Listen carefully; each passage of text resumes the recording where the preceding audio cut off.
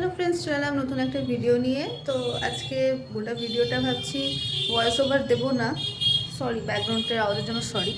আজকে গোটা ভিডিওটা ভাবছি ভয়েস ওভার দেবো না, আমি নিজেই করব। বহুদিন করিনি, আগে এরকম তো ভিডিও করতাম নিজে কথা বলে। তো আজকে তারপরে ভয়েস ওভার দিয়ে এই ব্যাকগ্রাউন্ডের আওয়াজগুলোর জন্যই দিই। তো এবার ভাবলাম থাক, ব্যাকগ্রাউন্ডের আওয়াজটা থাক, ভয়েস ওভার দেবো না, আমি নিজেই ভিডিও করব। তো আমার দেখতে পাচ্ছি চুলের অবস্থা, চুল আঁচড়ায়নি। তো এই অবস্থা নিয়ে আমি আজকে চিকেন কিনতে যাব। তো আজকে চিকেন করার ইচ্ছা আছে রাতে, তো কিনে নিয়ে আসবো। প্লাস আজকে অনেক কাজ আছে, তো ভাবলাম ছোট্ট করে একটা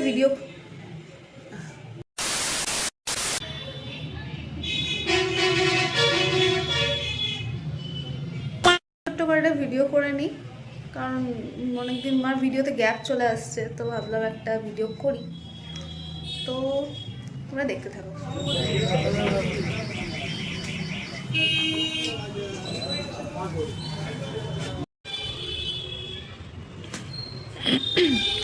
তো এই হচ্ছে চিকেন নিয়ে চলে এসেছি। তো এবার আস্তে আস্তে ধুয়ে নেব। তো ব্যাপারটা হচ্ছে এটা এখন রান্না করব না, এটা রাতে রান্না করব। তো এখন ম্যারিনেট করে রেখে দেবো, তার টেস্টটা ভালো হবে। আজকে নতুন একটা প্রিপারেশন করব চিকেনের। ভয়েস ওভার দেবো না বলার সত্ত্বেও কিছু কিছু জায়গায় ভয়েস ওভার দিতে হচ্ছে, কারণ এই মোমেন্টে আর কথা বলতে আমি পারিনি। প্লাস প্রচণ্ড ব্যাকগ্রাউন্ড, এডিট করার সময় মাথা খারাপ হয়ে গেল আমার। ভাবছি কী করতে যে আমি অরিজিনাল কথা বলতে গেলাম, এর থেকে ভয়েস ওভার দেওয়া অনেক ভালো। যাই হোক, এখানে কিছু কিছু জায়গায় আমি ভয়েস ওভার দিয়ে দিচ্ছি।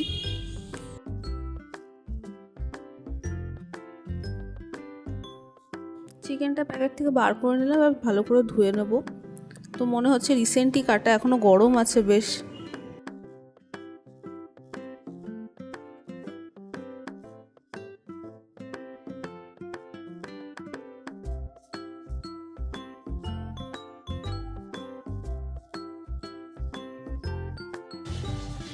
এবার নুন নিয়ে নেবো। এটা তোমাদের রান্নাঘরের কী অবস্থা, এখানে রান্না করি, রং আর করা হচ্ছে না। নুন নিলাম, হলুদ দেবো না, এখানে হলুদ যাবে না, পেঁয়াজ যাবে না, খুব মিনিমাল। মানে ফার্স্ট টাইম করছি, জানি না কী হবে। আর যেটা লাগবে সেটা হচ্ছে মানে রান্না করছে গোলমরিচ।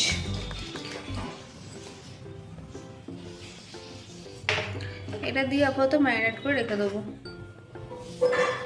অল্প তেল দেওয়া যেতে পারে, একটু তেল দিয়ে দেবো। আজকে যে রান্নাটা করবো সেটা হচ্ছে গার্লিক চিকেন। তো অনেকদিন ধরে দেখলাম ইউটিউবে বেশ ভিডিও, মানে একবার দেখলে কি হয়, ইউটিউবে বারবার ভিডিওগুলো আসে সেম টাইপের ভিডিও। যাই হোক, বারবার একটা জিনিস দেখলে তো ইচ্ছা করে দেখি। তো চিকেন সে কারণে কিনে আনা, এই যে চিকেনগুলো হালকা ম্যারিনেট করে নেবো, দিয়ে বিকেলে করবো। আচ্ছা, সকালে করার কোনো প্ল্যান নেই। তো ভাবছি এটা একাই করবো। মাকে বলে দিয়েছি তুমি থাকবে না, তুমি থাকলেই ঝামেলা হবে। মা বললো বেশ ঠিক আছে, থাকবো না, দেখা যাক কি হয় তারপর।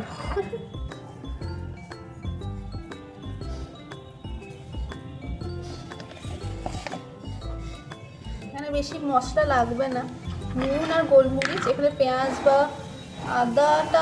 আদা বাটা দেওয়া যায়, বা সেটা রান্নার সময় দিয়ে দেবো। আপাতত দিচ্ছি না আদা এখানে। আর সেরকম কোনো মশলাই যাবে না, পেঁয়াজ তো যাবে না। দেখা যাক, পেঁয়াজ ছাড়া চিকেন ফার্স্ট টাইম খাচ্ছি, কীরকম লাগে খেতে। প্রচুর রসুনও ছাড়াতে হবে, রসুনটা বেশি যাবে যেহেতু গার্লিক চিকেন, সেক্ষেত্রে।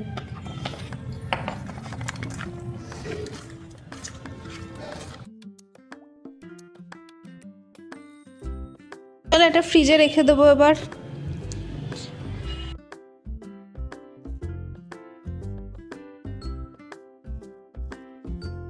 না, কাজ এখনো শেষ হয়নি, এখনো প্রচুর রসুন ছাড়ানো বাকি, কারণ তখন রসুন ছাড়াতে খুব বিরক্ত লাগবে, তাই এখনই কাজ সেরে রাখতে হবে। তাই রসুন ছাড়াচ্ছি। রসুন ছাড়ানো খুব ঝামেলার বিষয়, মানে আমার তো নখে রীতিমতো ব্যথা করে, তাও ছাড়াই। কিন্তু আমি রান্না করবো বলেছি, আমাকেই ছাড়াতে হবে।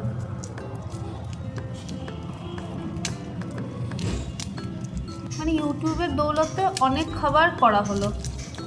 মানে ছোটোবেলায় তখন একই রকম চলতো সব কিছু।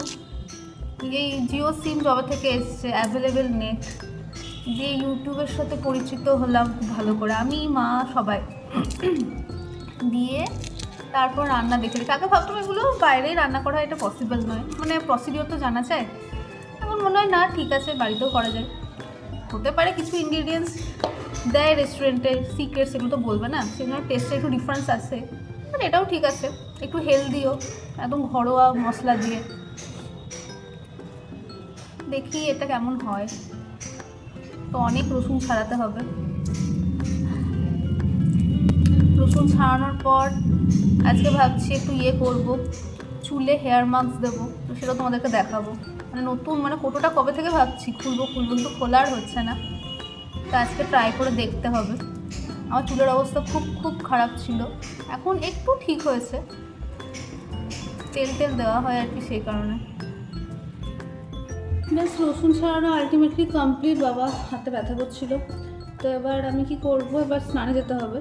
তো তার আগে মাস্কটা আমি লাগিয়ে নেবো, তোমাদেরকে দেখায়। আমিও ফার্স্ট টাইম ইউজ করছি। তো এর আগে যেটা ভিডিও দেখো তারা দেখেছিলাম আমি স্পা করেছিলাম, তো সেখান থেকে আরও বেশি কনফিডেন্ট আছে যে আমি মাস্কটা নিজে লাগাবো। তো লরিয়াল তো পেলাম না, তো এটা দিয়ে আপাতত কাজ চালাবো। এটাও খারাপ নয়, দেখতে হবে কেমন। শ্যাম্পুটা তো শ্যুট করে, আমার কন্ডিশনারটাও ভালো, মাস্কটা ট্রাই করে দেখতে হবে। আর সাথে একটা সিরাম ইউজ করছি, সেটা হচ্ছে এটা ভিভনের পিঙ্ক কালারটা, খুব কমন, বাট আমি এটা ইউজ করছি। এটা আমার বেশি ভালো লাগে, কারণ পিঙ্ক কালারটা একটু সিনথেটিক টাইপের, মানে কি যে দুটো চুল যদি, মানে যাদের প্রচণ্ড ফ্রিজি হয়, তো চুলগুলোকে একটা একটা করে দেয়, মানে গায়ে গায়ে লাগবে না। আর এটা হচ্ছে সফট হেয়ারের জন্য, যাদের খুব ড্রাই তাদের জন্য এটা ভালো। তো আমার চুলটা যেহেতু একটু ড্রাই, সেই জন্য আমার মনে হয় এটা আমার জন্য ভালো হবে। তো সেই জন্য পিঙ্ক কালারটা আমি ইউজ করিনি। তো ইউজ করে দেখি, মানে দেখি কেমন হচ্ছে ব্যাপারটা। তো ভালো করে আঁচড়ে নিয়ে আগে চুলটাকে, আমার চুলের অবস্থা খুব খারাপ ছিল। চুলটাকে ভালো করে আঁচড়ে নিতে হবে।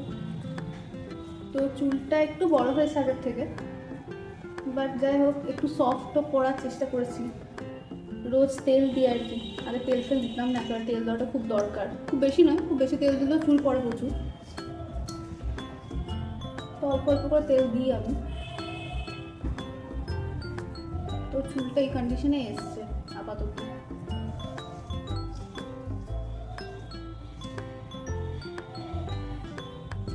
এবার দেখি কীভাবে করা যায়। এটা সিল আমি ছাড়াইও নি, এই সিলটা এখনো ছাড়া, মানে নতুন হয়ে আছে একেবারে।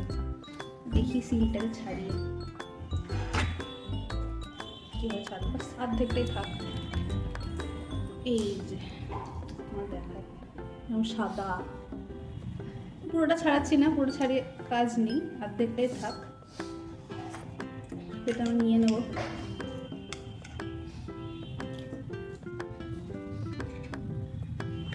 এটা হচ্ছে মাস্ক।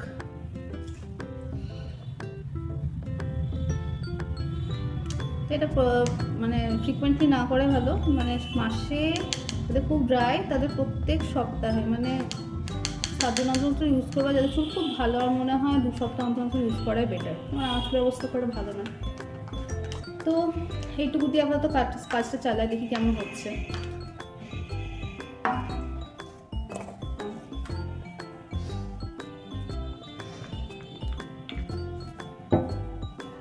ভালো করে মিক্স করে নেবো, দেখি কি হচ্ছে। সে চামচ লাগালেও হাফ ইউজ করতে হবে আলটিমেট।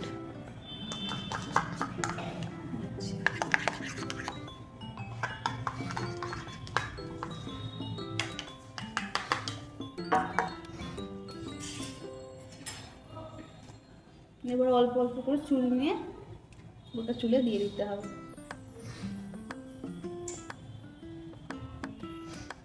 এটা ভিজে চুলে করলে খুব তাড়াতাড়ি হয়। আমার চুলটা যেহেতু শুকনো, মানে বেসিক্যালি বলে শ্যাম্পুর পর ইউজ করতে, তা আমি কালকে শ্যাম্পু করেছি। কালকে আমার সময় ছিল না এটা দেওয়ার, দিয়ে 10 মিনিট 15 মিনিট রাখতে হবে, আর হিট দিলে তো খুব ভালো। আমি ভাবলাম যেহেতু ভালো করে করবো সেজন্য কালকে আর করবো, আজকেই করে দিলাম, দেখি কেমন হয়।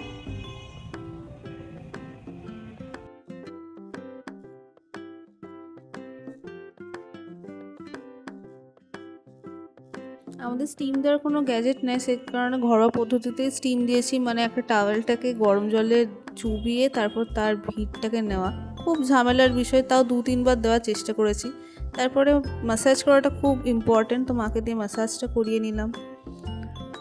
ব্যাস, স্নান আমার কমপ্লিট। এবার ছাদে এসে একটু চুলটা শুকাতে হবে। মনে হচ্ছে ঠিকঠাকই হয়েছে। তো বেশ রোদ আছে, শীতকাল পড়ে যাচ্ছে, বাট রোদটাও তেমনি চড়া হচ্ছে।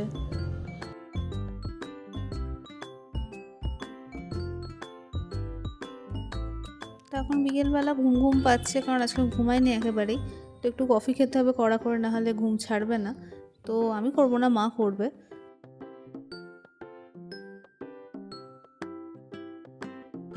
আর এখানে মাকে দেখতে হবে, মা সে অঙ্গভঙ্গি করে এমন কথা বলছে রাস্তায়, বেসিক্যালি দেখতে পাওয়া যায় না। এই যে কী যে বলছিল কেন এখন মনে নাই, মা তো রীতিমতো দেখো বন্দুক তাক করে যে কী বলছিল ভগবান জানে। তো যাই হোক, মা তো গাল দেবে দেখলে পরে, তাও আমি ভিডিও করে নিয়েছি। কারণ মা জানতো না যে সামনে ক্যামেরা আছে, ক্যামেরা থাকলে মা একদমই নর্মাল হয়ে যায়, সেই জন্য মাকে বলিনি। মানে এত বকছিলাম আমরা যে মা ভুলেও গেছিলো যে চিনি দিতে হবে, হাতে চিনি নিয়ে আমার দাঁড়িয়ে আছে যে কী করে খুঁজে পাচ্ছে না। তো যাই হোক, এমনি করে আমাদের কফি প্রায় শেষের দিকে, আর আমার ক্যামেরা খালি পড়ে যাচ্ছে, খুব সমস্যা, একটা স্ট্যান্ড কিনতে হবে।